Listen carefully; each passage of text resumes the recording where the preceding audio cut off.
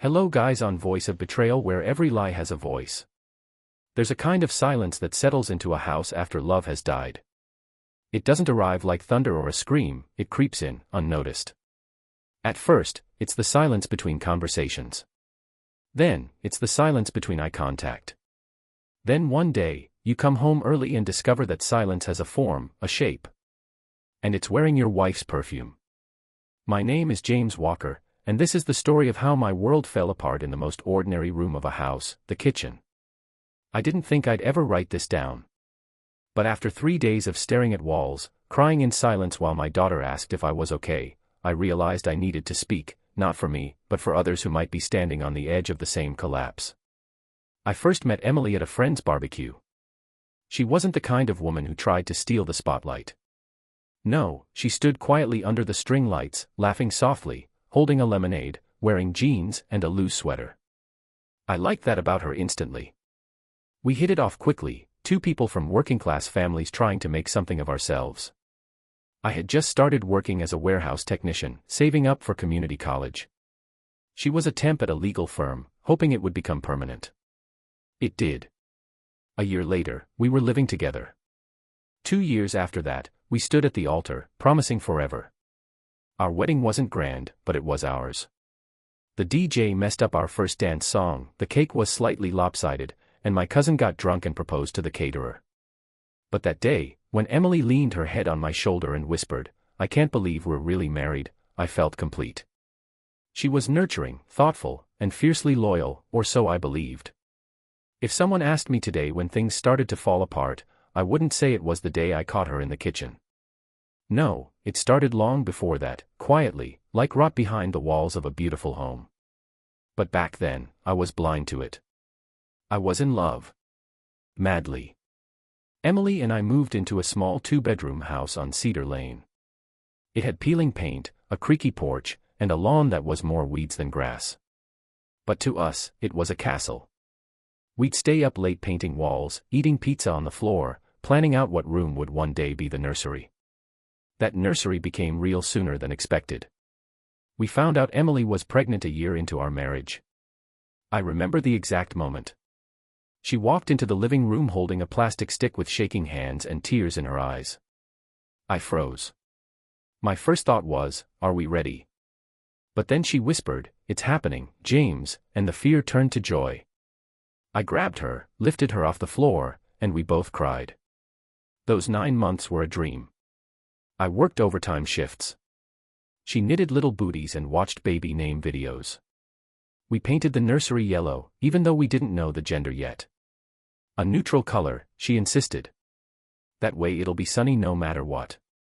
On a rainy April morning, Sophie came into our lives. The moment I held her for the first time, something inside me changed. It was more than love, it was a kind of protective madness.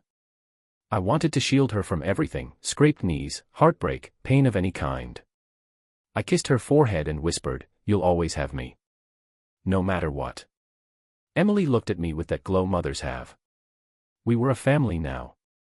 The first few years were beautiful but exhausting.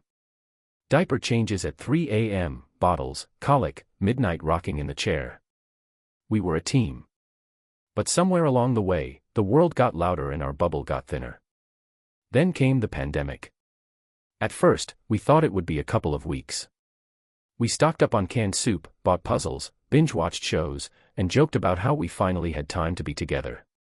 But as weeks turned to months, I lost my job. The warehouse closed.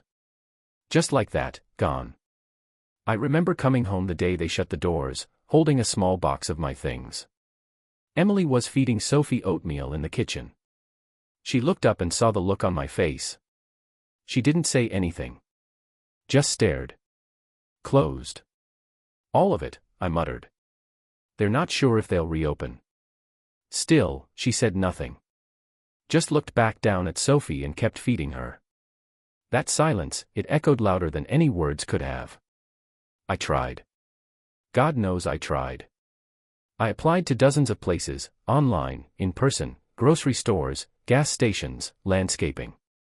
But without a high school diploma, every door slammed shut. Some weeks I picked up gig work, delivering food, lifting furniture for people moving out of state, fixing fences. But it wasn't enough. Emily's job was steady, admin work at a law office. And every day she came home a little colder. At first, it was just exhaustion. But then came the comments.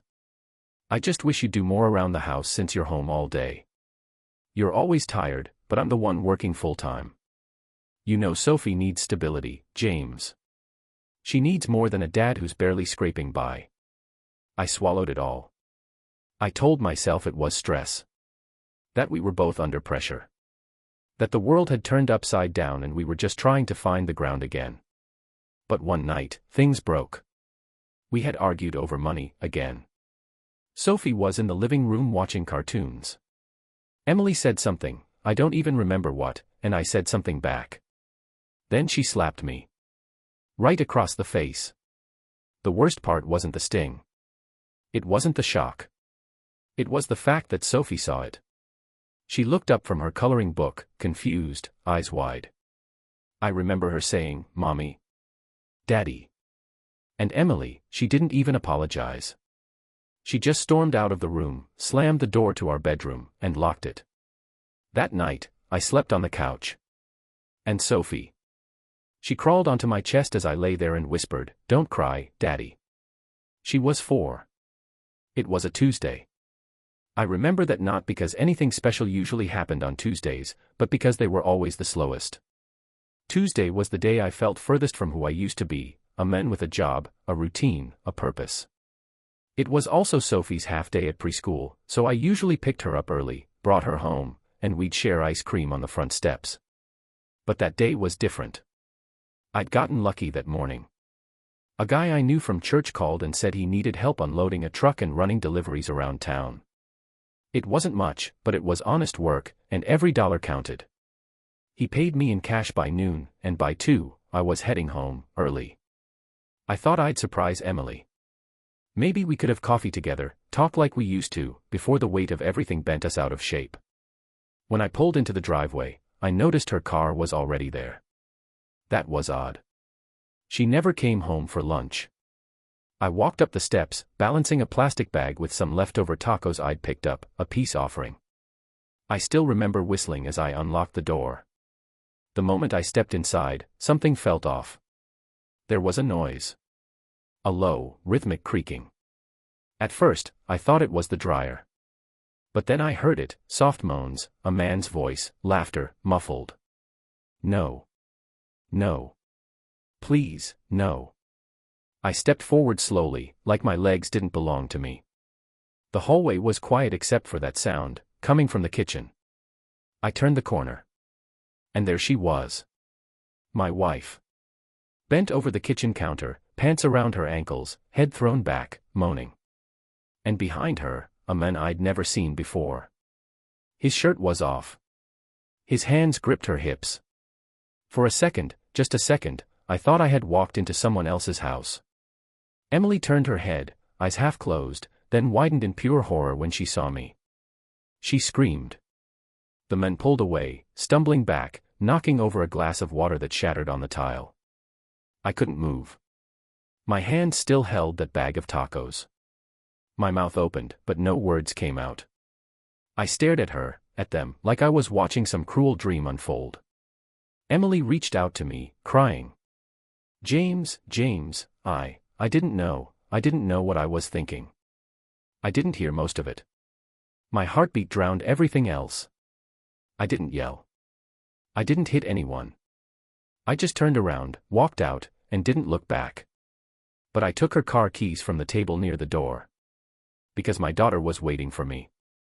I picked Sophie up from preschool, smiling like nothing was wrong. My hands were shaking as I signed her out. She jumped into my arms like she always did, wrapping her little legs around my waist. "Daddy. I made you a drawing." It was a picture of the three of us, her, me, and Emily. We were holding hands under a sun with a smiling face. I swallowed the lump in my throat. "Let's go get some fries, Peanut." We drove to a fast food place across town. She sat across from me, eating chicken nuggets and telling me about her day. I watched her, every tiny movement, every giggle. For those few minutes, I almost forgot what had happened. But then she asked, "Is Mommy coming too?" I froze. "Not today, sweetheart. Mommy's busy." She nodded and dipped another fry into ketchup. Like it didn't matter. But it did. It mattered more than she could ever understand. After an hour, I drove us home. Sophie fell asleep in the back seat, her drawing crumpled in her hand. When we pulled into the driveway, I saw him. The man. Sitting on the sidewalk, head in his hands, staring at the ground like it had all the answers he didn't. I didn't say anything at first. I carried Sophie inside, tucked her into her bed, kissed her forehead, and whispered, "You're safe. Always." Then I walked back outside. He looked up. His face was red, eyes swollen. "I didn't know she was married," he said before I could even speak. "She told me she was single. That her ex-husband lived out of state. That she lived here with her daughter." I stared at him, trying to read the truth in his face. "She told me not to go into the bedroom," he continued. "Said it was off limits. That's where your photos are, right?" I didn't answer. I swear to God, man, I didn't know. If I had. "How long?" I interrupted. He blinked. "What? How long have you been ****ing my wife?" His voice cracked. 3 months. 3 months. 90 days. 13 weeks of lies, of whispered meetings, of my wife coming home late and saying she was staying at work to catch up. I couldn't feel my legs. I'm sorry," he stammered. "She said it was just fun. She said it didn't mean anything. Do you have a girlfriend?" He hesitated. "Yeah. I do." "Tell her." He looked shocked. "What?" "Tell her. Tonight. She deserves to know who she's with." He nodded slowly. Then he whispered, "I don't have a car. Emily brought me here. I don't know how I'm getting home." I stood there for a long moment. Then I turned, walked to her car, and unlocked it. "Get in." We drove in silence. The kind of silence that wraps around your throat and chokes you slowly. He looked out the window. I looked straight ahead. I didn't want to hear him apologize again. I didn't want to hear anything. But I kept thinking about Emily. Where was she now? With her friends. Crying on someone's couch. Rehearsing a new lie to make herself look like the victim. I thought about Sophie. About the drawing in her tiny hand. About the version of this story she might one day hear. When we pulled up to his apartment complex, he finally turned to me. "You're a good man," he said. "Better than me." I didn't respond. I waited until he got out, then said one last thing, "Don't be this guy again." Then I drove away. The house felt colder that night. I didn't turn the lights on when I came back from dropping him off. I didn't want to see the shadows on the walls, or the empty picture frames, or the kitchen where it all fell apart. Sophie was asleep in her room, curled around her stuffed giraffe like she always did. I sat on the hallway floor outside her door, knees pulled to my chest. I think I stayed there for hours. Just breathing. Or trying to. At some point, I called Michael, my older brother. He was the only family I had nearby, but we hadn't talked much lately. He always worried about me, especially after I lost my job, but I didn't want to burden him. I think that night, I had no one else. When he picked up, I didn't even say hello. I just said, "Can you come over? I need you to watch Sophie." His voice shifted immediately. "What's wrong?" I didn't answer. "I'll be there in 10. And he was. Michael's the kind of guy who never needed many words. When he arrived, I just looked at him, and he looked at me, and then I broke down. On the floor. Like a damn child. My body shook with sobs I didn't even know I was holding. He didn't ask questions. Just put his hand on my shoulder and waited. When I finally pulled myself together, I told him I needed to drop someone off. I left out the details. He nodded, said, "I'll stay here with Sophie," and that was that. I'd never felt more ashamed and more grateful in the same moment. The next morning, Emily still hadn't come back. She had sent a few texts, "I'm sorry, please talk to me, you don't understand what I've been going through." I didn't answer any of them. Instead, I called a lawyer.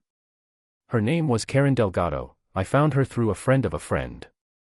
She specialized in family law. When I told her what happened, she didn't gasp or cry or flinch. She just said, "We need to talk about custody." I sat in her office later that day. It smelled like old paper and burnt coffee. She wore glasses and a cardigan, and she had the kind of calm voice that made you feel like maybe, just maybe, you weren't going crazy. "I need to be honest with you," she said, folding her hands over a yellow legal pad. "Getting full custody is going to be nearly impossible unless you can prove neglect, abuse, or instability." "She cheated," I said. "In our house. In front of our daughter." She nodded slowly. "That's emotional devastation. But it won't be enough to terminate her parental rights." I clenched my fists. "She's not safe to raise Sophie."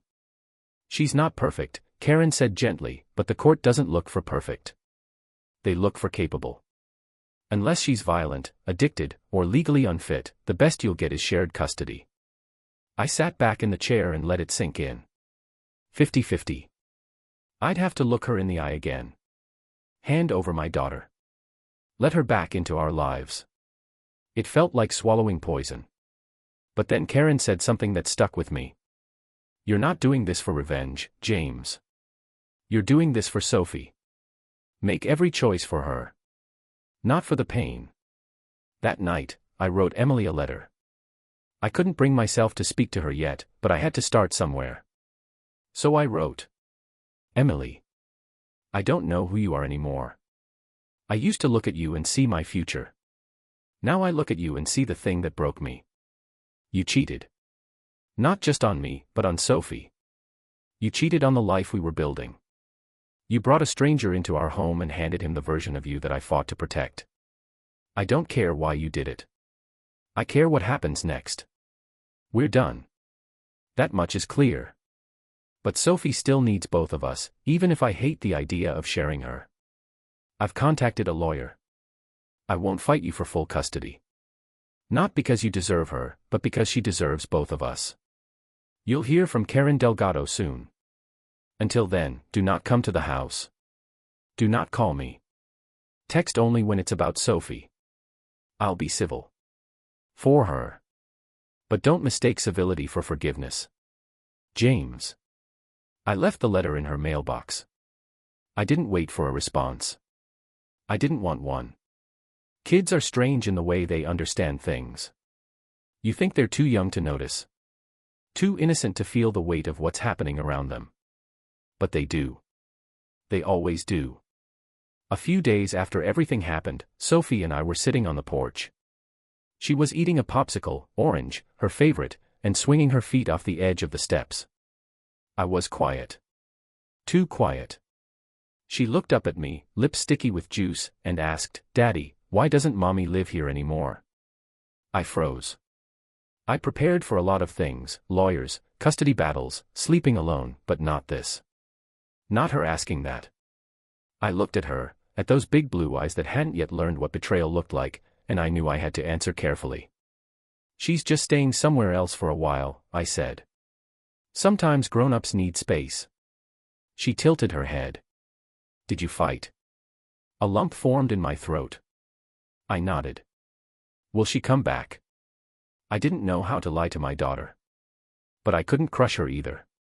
"Probably not to live here," I said softly. "But she'll still see you. She still loves you very much." Sophie was quiet for a long time.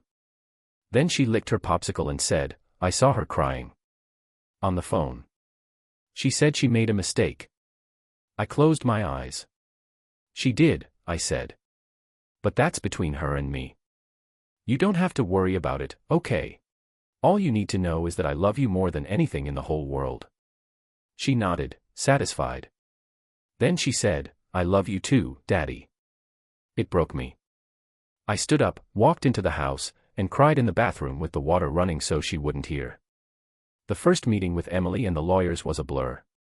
We didn't meet in a courtroom, not yet, just a conference room at Karen Delgado's office. It smelled like pine-scented cleaning spray, and the chairs squeaked when you leaned too far back. Emily looked different. Not just tired.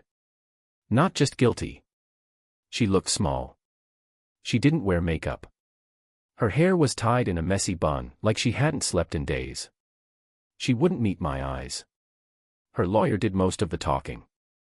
Some guy named Feldman. Polished, rehearsed. He kept using words like amicable, reasonable, joint physical custody. I barely heard him. I kept staring at Emily's hands, the same ones that used to brush my hair off my forehead when I was tired. The same hands that tucked Sophie into bed. The same hands that reached for someone else's skin in our kitchen. Karen tapped my knee under the table. A subtle nudge to stay focused. James is requesting alternate week custody, she said clearly. That means Sophie will stay with him 1 week, and Emily the next. Drop-offs to occur Sunday afternoons, neutral location, preferably a public place. Emily's lawyer leaned in. We'd like to request Saturday morning drop-offs instead. I spoke for the first time. No. They both looked at me. I want every Sunday with my daughter. Every single one. That's our day. Karen smiled faintly. Emily finally looked up at me then. Her eyes were glassy, red. I'm sorry, James, she whispered. For everything. I wish I could take it all back. I didn't answer. Because sorry doesn't matter when you've already driven the knife in. Later that night, Emily texted me. Emily, I know you hate me. I deserve it. But I want you to know I'm getting help. I'm seeing a counselor. I'm trying to figure out why I did what I did. Please don't shut me out of Sophie's life. I don't want her to grow up hating me. I stared at the message for a long time. Then typed.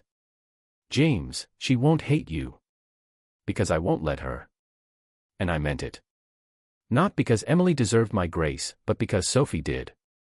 Because my daughter deserved peace, not poison. Because the cycle ends with me. The first Sunday drop-off was the hardest. I drove Sophie to the park where we agreed to meet, neutral ground, somewhere public, somewhere safe. She was humming along to the radio, clutching a little bag packed with her favorite toys and books. I could tell she was excited to see her mom, but also nervous. When we pulled up, Emily was already there. She stood by the swings, wearing jeans and a pale blue hoodie. Her hair was brushed this time, and she'd put on just enough makeup to hide the damage underneath. But I could still see it, the guilt that clung to her like a second skin. Sophie unbuckled her seatbelt and said, Daddy, will you come with me? That almost broke me again. I walked her over. Emily opened her arms, and Sophie ran into them like nothing had changed. And maybe for her, nothing had. Not yet. I stood a few feet away. Emily looked at me over Sophie's shoulder. Thank you, she said quietly. I didn't reply. I turned and walked away. That night, the house felt heavier. Every room echoed with the absence of her tiny footsteps. I sat on the couch with a blanket, staring at the television, not really watching anything. The remote slipped from my hand at one point and clattered to the floor. I didn't pick it up. That week was the first time I truly felt the emptiness of shared custody.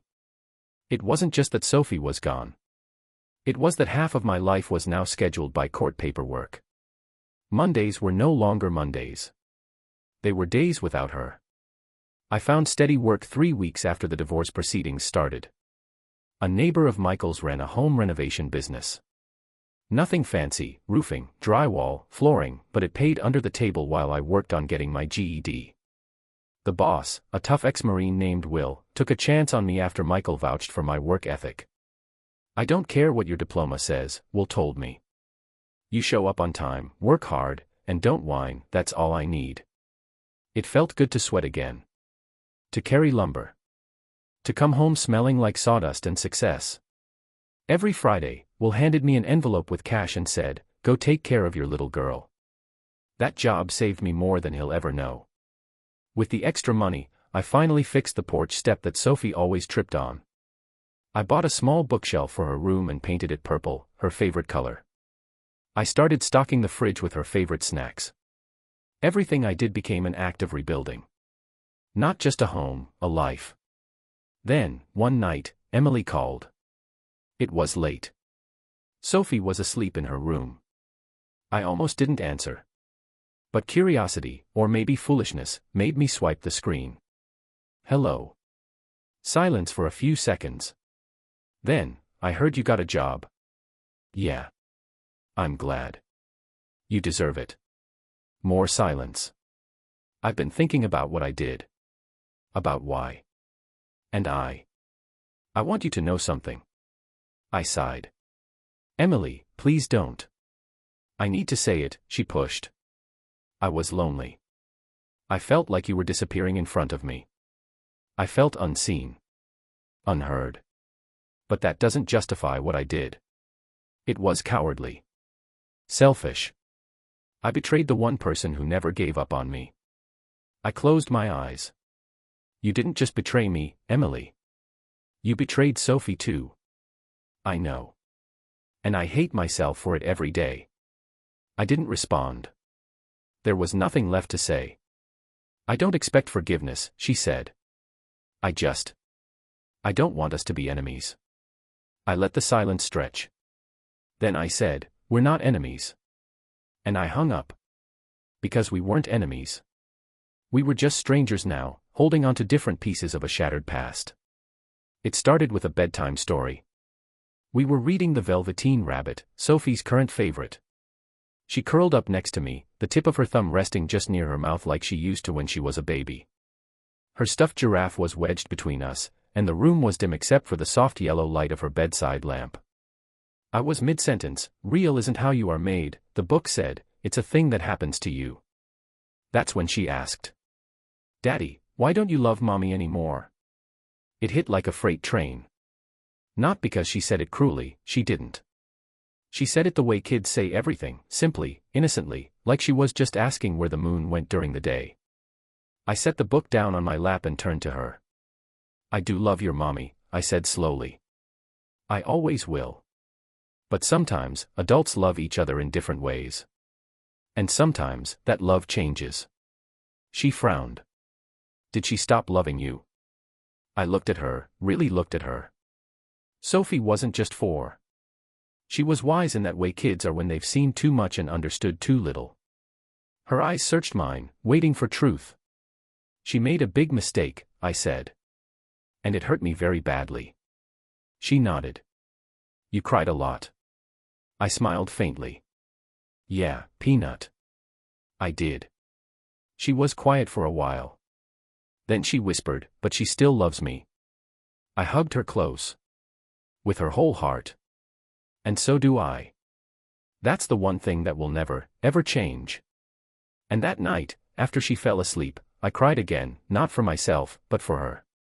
Because she'd already learned that even the people who love each other the most, can fall apart. 2 months passed. By then, our divorce was nearly finalized. The papers were drafted, signatures pending. We'd kept our arrangement clean, no screaming matches, no drama, no fighting in front of Sophie. But we hadn't really talked. Not about us. Not since that night on the phone. Then one Saturday, Emily texted me. Emily, I left something at the house. In the kitchen drawer. Can I come by while Sophie's with you? I told her she could. She arrived quietly, parking by the curb, walking slowly up the steps as if the porch might collapse under her. She wore a sweatshirt and jeans, no makeup. She looked like a ghost visiting the scene of her own death. I let her in without a word. She walked to the kitchen. For a few seconds, neither of us said anything. Then she stopped, hand resting on the countertop, the one where it happened. And she said, barely audible, I can't believe I ruined everything right here. I didn't answer.